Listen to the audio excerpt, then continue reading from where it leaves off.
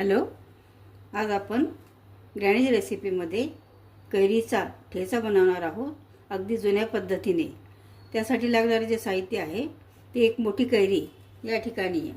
अशा पद्धतीची गावरान कैरी मी काप करून या ठिकाणी स्वच्छ धुवून घेतलेली आहे।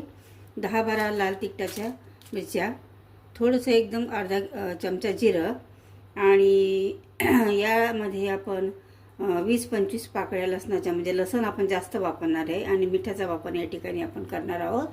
आणि सर्व काही आपण अगदी जुन्या पद्धतीचा ठेचा करणार आहोत। यात तेल वगैरे काहीही घालणार नाही। आता यामध्ये आपण कैरी टाकू।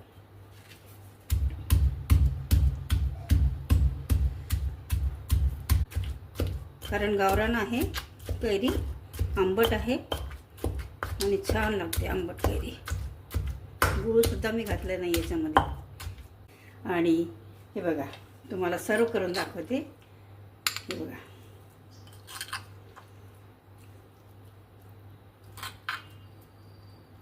हे बघा, असा ठेचा झालेला आहे। तर निश्चितपणे